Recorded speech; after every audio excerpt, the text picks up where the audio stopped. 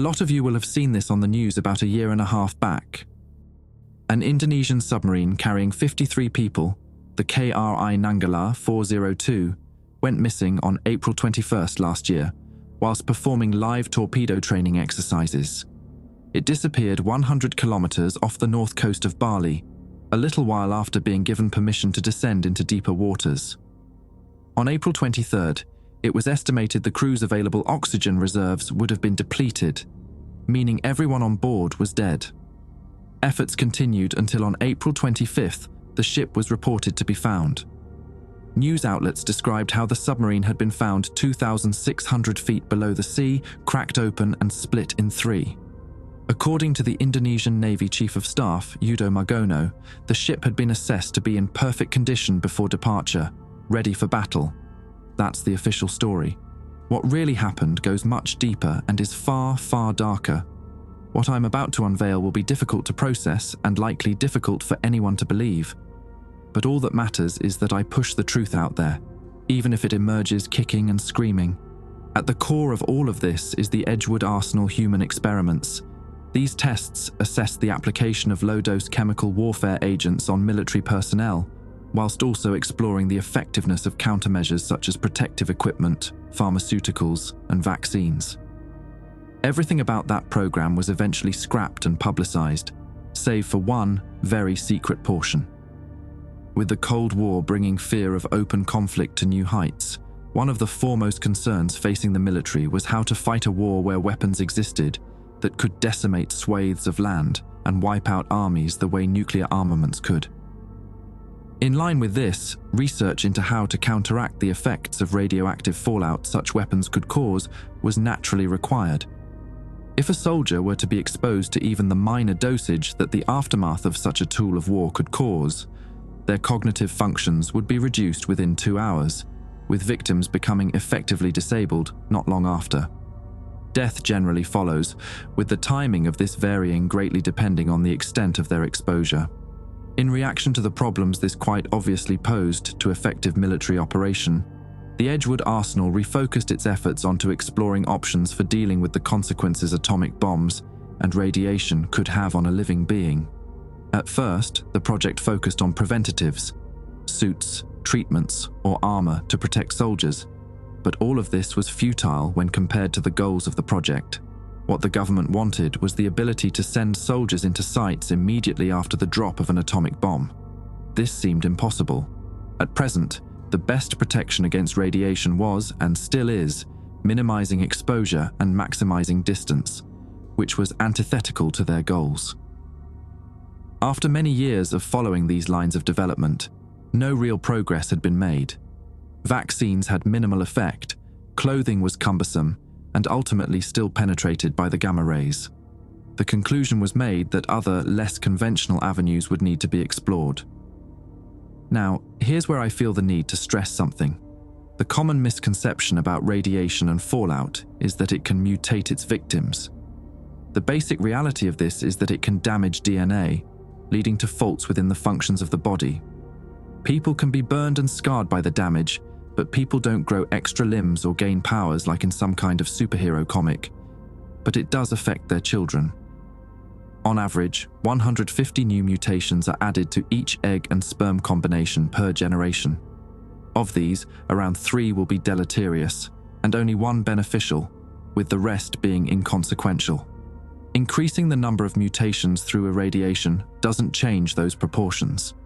When factoring in the thousands of total egg cells the average female has at birth, and the billions of sperm a male produces over his lifetime, the chances of an irradiated egg being involved in childbirth is extremely low.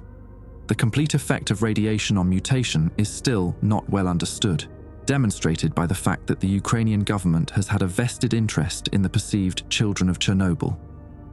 As stated earlier, the vast majority of these children of those impacted by the Chernobyl disaster were born with disadvantageous, often crippling mutations.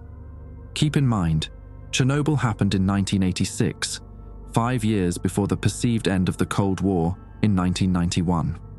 Officially, the Edgewood Arsenal human experiments ended in 1975, but as I've stated, they didn't. Instead, they intensified their tests to include mutation breeding. Human mutation breeding. They wanted to genetically modify humans to be able to survive intense radiation, not just to have them as soldiers capable of entering and residing within a fallout zone, but as a springboard to further and more efficient genetic manipulation. If they could create a strain of men and women who could produce eggs and sperm immune to the effects of acute radiation poisoning, they could breed humans like dogs, selectively mixing, matching, and modifying for the desired traits. They could play God. The method they eventually found to be most efficient was ion beam technology, though this wasn't applied until the 90s. With it, they could delete multiple bases from the genome. Compared to traditional sources of radiation, like the gamma and X-rays, ion beams proved to cause more breaks in the DNA. While this resulted in them being more difficult to weave back together, it allowed for much more drastic changes to be made. The driving force behind this project was a push for progress, not safety. By this point, you're likely either calling me a conspiracy theorist or wondering how I could possibly come to know about something like this, which is fair. The truth of the matter is that my father worked on this project and it changed him. Much of what I'll be reporting here will be his words. He was always the stoic type, intent on keeping his work and home life far separate from one another. The man could make a brick wall seem emotional, from how little he showed towards his final years. That was after the period of time he spent away from me and my mother, the period he worked for Edgewood. I can't blame him for that anymore, though. For how little love he showed, for how closed off he became. Anybody with even a fraction of a heart would need to go numb to remain in the role he ended up taking. Imagine being at the helm of something that tore a human apart and stitched them back together at a fundamental level. He entered the project in its prime in the late 1960s. With experimental technology being applied, they'd already begun the breeding. Of course, this was all so horribly unethical and dangerous that it had to be hidden away, beyond the reach of the rest of the world. They also required a fail-safe, such that if something were to go wrong with the reactor they were using to generate the required radiation, it wouldn't result in something similar to what happened in Chernobyl.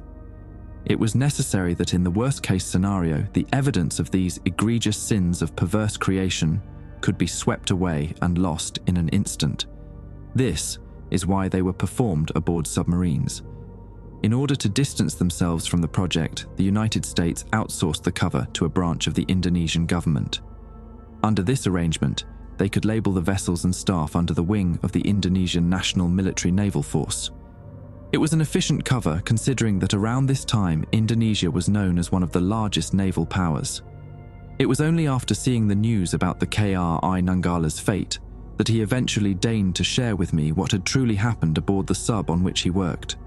It wasn't something I'd ever expected from him, given my only impression was that he had become cold and distant due to his immersion in his work. As you may imagine, I learned otherwise. He told me of the project that had become the linchpin of the Edgewood experiments, something codenamed Eden. In the first generation, 150 men and women were taken from a screened pool of volunteers. They were chosen based on genetic traits, and once selected were taken into 3 separate submarines. On each, most of the vessel had been converted to lab space, with little left over for quality of living. Staff and subject accommodation were separated, but both lived in very space-efficient barracks unless close to birth or requiring extra medical care. A small amount of freedom was given, with subjects being allowed to roam between the barracks and the mess hall where they could socialize and eat. In order to stave off boredom, a carefully curated selection of books were made available, as well as a number of problem-solving games and a chessboard. Mutants who displayed erratic behavior, however, were relocated to special holding to be locked away from the others. To begin, the females were artificially impregnated by the males.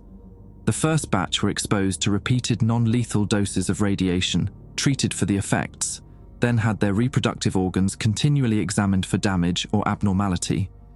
This was repeated to term, with many of the subjects perishing due to radiation poisoning or complications occurring due to operation. The mortality rate amongst newborns was also high, though even those born with undesirable results were preserved, kept alive on life support systems intended for use in the second generation. Congenital malformations and birth defects were rife, but the researchers saw this as a success due to the artificially increased numbers of mutations, both deleterious and beneficial. Negatives were as expected: arms and legs growing in stubby or weak, limb anomalies symptomatic of dysmelia, examples of organ hyperplasia, heart defects, and numerous other crippling deformities. The positive traits they managed to invoke included marginally improved eyesight, a more efficient alignment of teeth, and tougher skin on the hands and feet. Along with this, each of these beneficiaries had the desired trait of a marginally increased tolerance to irradiation, although nowhere near the overall goal for resistance. The second generation was much the same as the first, though of course focused on cultivating those born with desirable traits. Those who were born with disadvantageous mutations and survived to adulthood were also to take part in the passing down of genetics, in order to test a theory the scientists were holding regarding compound genetic mutation. They were raised specifically for the purpose of mutation breeding, with the first generation being allowed to provide parental care in order to permit proper development. It was at this stage that my father joined the project, scouted due to his expertise in human genetics. According to his account of the conditions aboard the sub, things were kept sterile and clean. The vessels were some of the biggest of their time and kept a consistent depth of over 400 meters, with their locations always highly classified. Morale among those working aboard the sub was shaky at best. Most of the soldiers, guards, and research staff were silent, save for when directly discussing work. It lent to an eerily quiet atmosphere, especially since most of the doors were soundproof and airtight. Occasionally, when a certain set of doors were open at a certain time, the unnatural, warped moans of deleterious offspring would carry throughout the submarine's many halls, the mournful and pained noise echoing off of cold metal. When hearing this, my father could only steel his nerves, shut off his heart, and try to reassure himself that this was all for the greater good, in the name of science, of mankind. With technological advancements and lessons learned from the first, the second generation were brought through the initial stages of pregnancy. The overall mortality rate was reduced thanks to developments in science and their aforementioned increase in radiation tolerance. However, a marked increase in rates of cancer caused by the DNA damage in cells was found in those undergoing controlled exposure.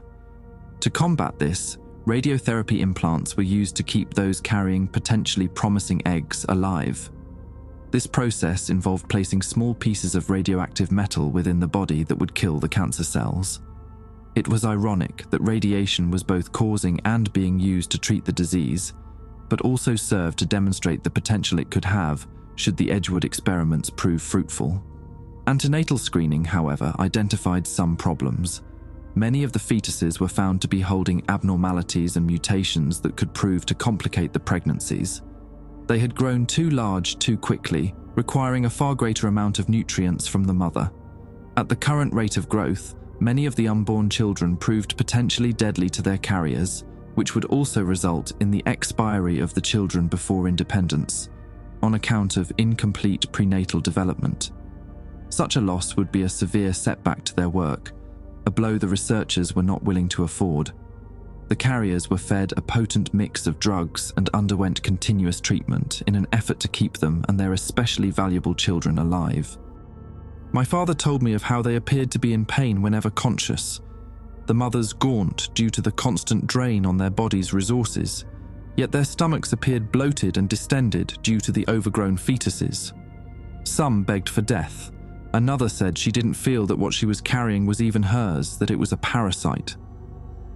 Others, in their drug-induced euphoria, spoke of how they were bringing on a generation of gods, of how proud they were to sacrifice their bodies for their children, to be harbingers of such progress. He suspected these individuals had been won over by the influence of their parents, the first generation. The firsts had been essentially brainwashed into becoming zealots for Edgewood over the course of the project. On reflection, I fear that this was the result of some form of Stockholm syndrome. Any subject who became overly problematic, those who fought back or lost their minds entirely, would be calmed with drugs and placed in restraints. Soon after, if the person in question was not a carrier, they were subjected to the most experimental and dangerous of tests, unfailingly resulting in their expiry. Such isolation, surrounded by acts and actions that constitute cruelty and abuse, social and mental deprivation, it was only a matter of time before it took its toll. The staff, of course, were not immune to it either. Nuclear submarines can run for over 20 years without the need to refuel, and these particular submarines were supplied to only need restocking once per year. In line with the original agreements, any employed aboard the sub could only see the surface for a short period every few years, and these visits were always heavily monitored to prevent information leaks. This was why I saw my father so little while he worked for them. One could see that it was not only the subjects that were changed, but the researchers as well. Apologies, I'm getting sidetracked. This whole event, the knowledge of what goes on out of our sight, it has deeply disturbed and frightened me. I simply want to stress to you the true horror of what has happened here. Back to the topic of the mutation breeding, the second generation were 8 months into their pregnancy when things became especially dire. The fetuses had grown to be, on average, more than a third larger than any recorded before. Their bodies were diverting more resources and nutrients than was affordable, even with the supplement the researchers were providing. It was evident that a cesarean would be the only way to save the mothers before their unborn children killed them, by way of displacing their weakened, nutrient-deprived organs. Said process was performed upon 5 carriers, the unborn children removed and placed in incubators. Unfortunately, 3 of the 5 mothers died during the procedure due to how weak the process had left them. It was also found that the umbilical cord was significantly thicker than average, its size lending to the additional drain the pregnancy had placed upon the women. As for the children, 4 of them were ultimately deleterious and 1 beneficial. While all were affected by something similar to infantile gigantism, 3 out of the 4 were misshapen. All 4 had many of their bones grown in too stiffly to allow for effective movement, and their muscle mass had developed too densely in random clusters, leaving them crippled. Despite this, they successfully inherited a number of beneficial traits from their genetic parents, although these pros were heavily outweighed by the aforementioned cons. The mutant who inherited and developed purely beneficial traits received the most attention. The child was born with additional naturally occurring growth hormones and cells that reproduced at a faster rate, yet these were all non-cancerous. Their body was balanced to accommodate each additional trait. After a full assessment, it was observed that the child should have likely been carried to an increased term of 16 months, nearly double that of a normal pregnancy, rivaling the cycle of significantly larger mammals. Having found this, along with the fact that 3 of the deleterious children died within weeks, it was decided that efforts would be made to bring the other pregnancies to the full, extended term, despite the risk to the mothers. Researchers hoped that by minimizing prematurity, they would see improved results. The experiment continued, with the vast majority of Edgewood's manpower and resources directed to the survival of the carriers and the fetal 3rd generation. Week by week, month by month, the project progressed. It was easily observable, the strain placed upon those bringing to bear the crucial next wave. Due to the extreme pain and mental anguish the situation was causing the subjects, induced comas were considered to alleviate their suffering. After further discussion, it was decided that this would be too risky for the unborn children, as a shutdown of that degree could easily result in the mother's body failing to perform the functions vital to completing these last few months of the pregnancy. And so, they were left to suffer. No amount of painkillers proved enough. How my father described the sight of these women, what they had become, what Edgewood had made them into. It disturbs me down to my core. They appeared as corpses, skeletally thin on their beds, surrounded by machines and wires, attached to IV drips, feeding and breathing tubes that just barely managed to keep them alive. The worst part was the state of their abdomens. It was almost reminiscent of a leech or tick, fat and full of blood. They were swelled to unbelievable sizes, the skin stretched and pulled tight across the shapes that pressed and pushed with their oversized burdens within. Veins pulsed visibly about them, and when under direct light one could see the form of the budding mutants, still growing, still feeding off of their carriers' vitals. This whole time, the 2 surviving prematurely delivered infants were still in intensive incubation. All 5 of the mothers who had caesarean sections performed upon them died within 3 months, their bodies unable to recover from the immense stress the pregnancies had placed upon them. While this could have been attributed to trauma from the operation or chemical imbalance caused by drugs, it suggested that a similar fate should have befallen those still carrying, and yet it did not. The numerous second-generation women, even though they lay on the edge of life, suffering unspeakably, continued to live. At this stage, they were more their children than they were themselves. The third generationals inside them were now measurable at over 3 feet in height, double the size a newborn should be, and even larger than their premature cousins who had already displayed gigantism. To note, this increased size was never a goal in the mutation breeding process. It appeared as a necessary side effect to the other beneficial changes, as those who did not adapt appropriate size, increases were unable to house the additional cell count that occurred as a result of cancerous effects caused by the irradiation. In the lead up to the births, the first generation and second generation males had been allowed to see the carriers less and less. They had begun displaying unsettling behaviors, and it was feared they could become violent towards staff or deleterious mutants. When visits were allowed, they were heavily monitored, with physical contact strictly prohibited. The only reason it was permitted was for the sake of the bearers, as symptoms of severe depression were becoming evident.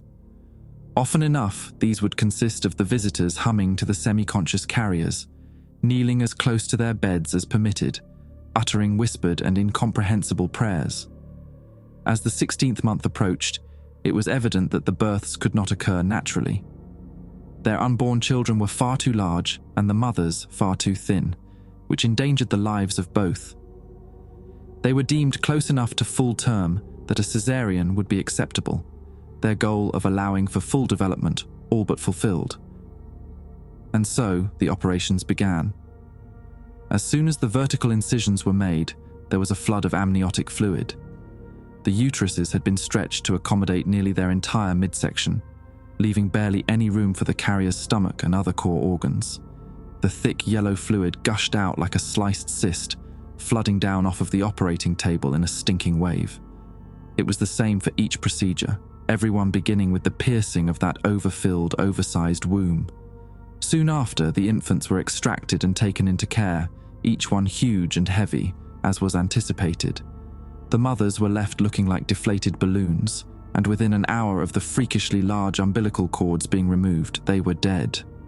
Their only reason for living at that stage had been to facilitate the growth of their children, and the task had left them with nothing.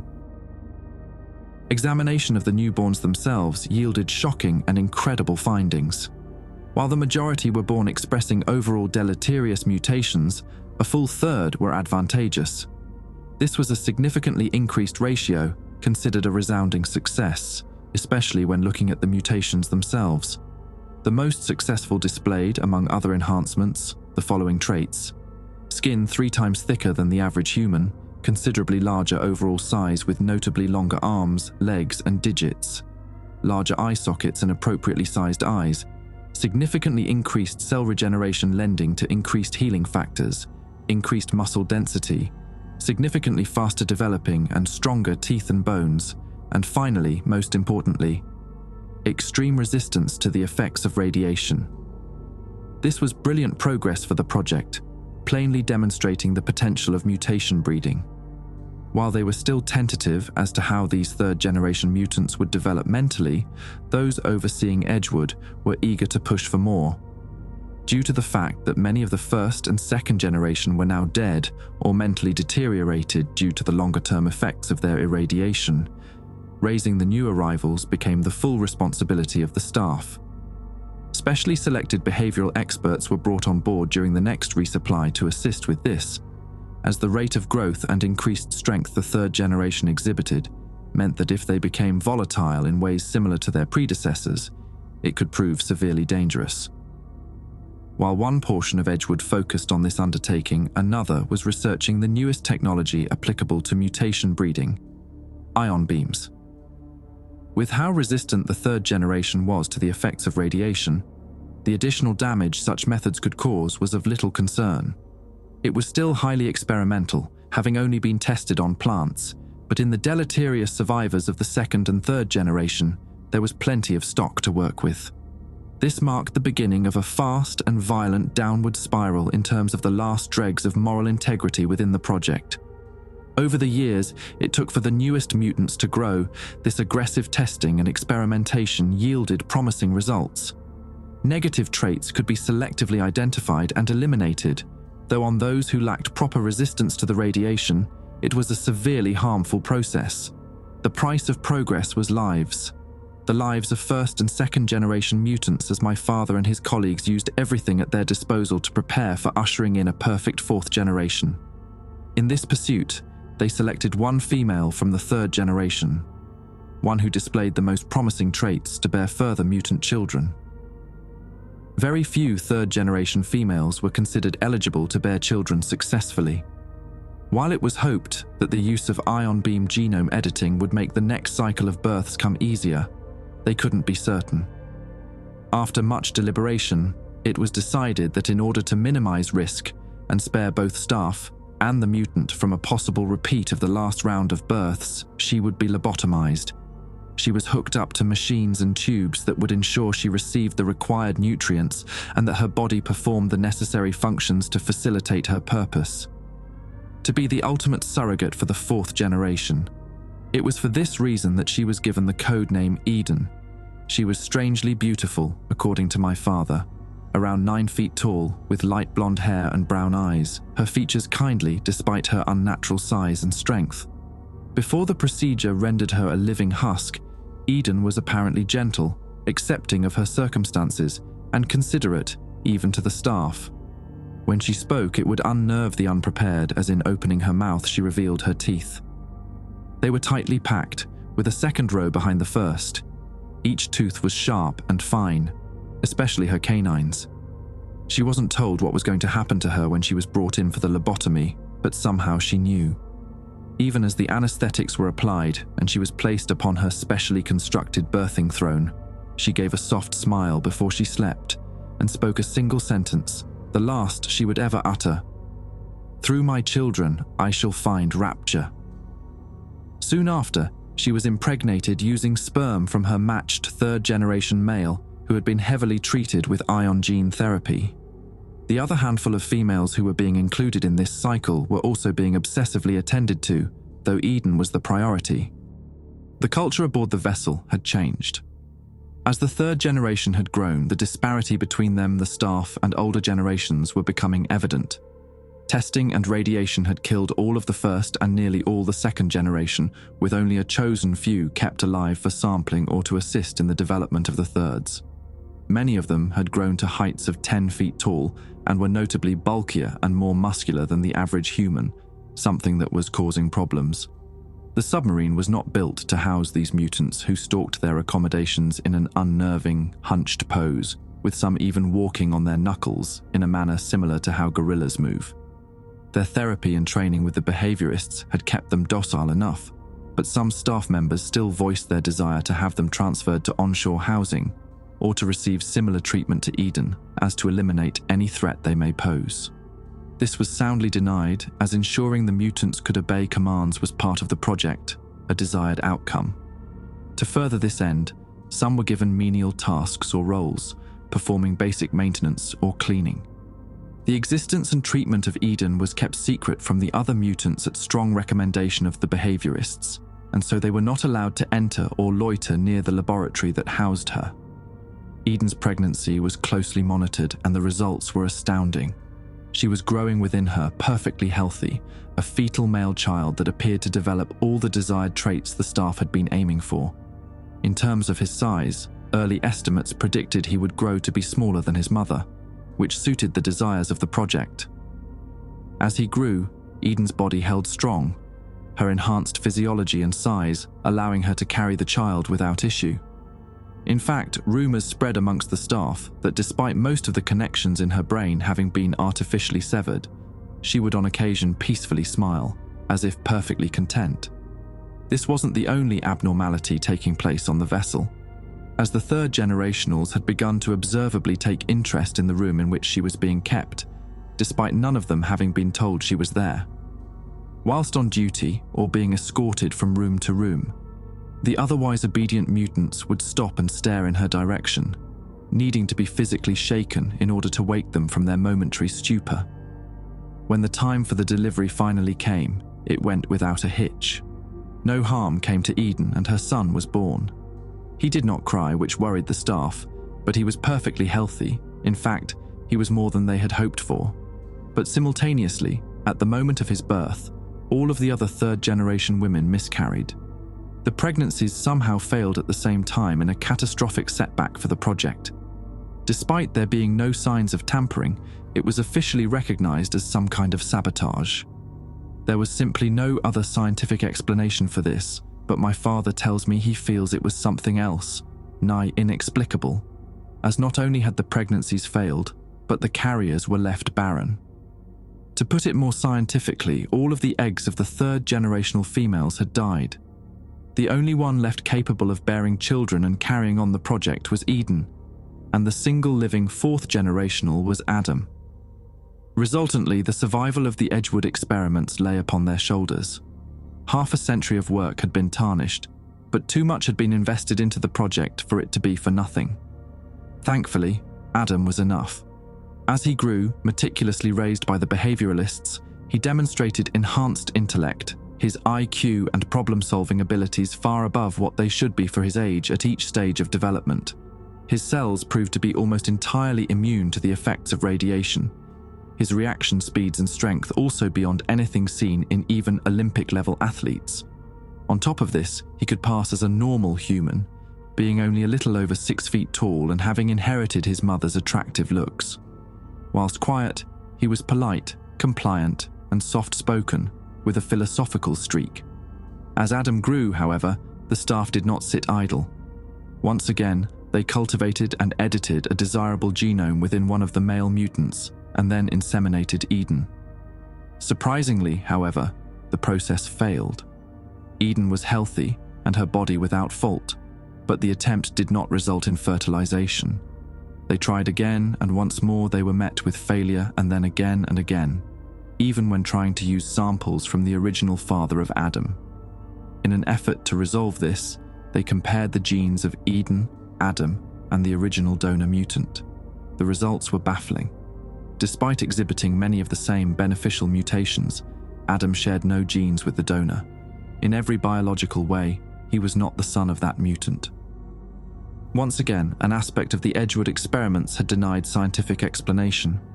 If he shared no genes from the donor, he should be a clone of his mother, and while he did display half from Eden, the other half did not match any held on record. It seemed that the unknown half contained all of the genetic information that had made him into the perfect product that he was. Faced with an incredible barrier that threatened to stall the engine of their progress, while at the same time identifying what could be perceived as a miracle, a decision was made. The staff would attempt to fertilize Eden with Adam's genes. Concerns over the issue of recessive deleterious genes were answered with assurance that they could reliably avoid this thanks to having perfected the process of ion modification, meaning that there would be no risk from the incestuous nature of this proposition. By the time it was approved and prepared, Adam was in his late teens. He was not informed of the purpose for the sample he was providing, but he complied, as he had done for every other experiment or test. My father had felt at this stage they stood on a precipice. They had pushed and pushed the boundaries of what was possible, of what was moral, and now they were at a line. While it was a line those heading the Edgewood experiments were eager to cross, my father feared it. He knew there would be no coming back.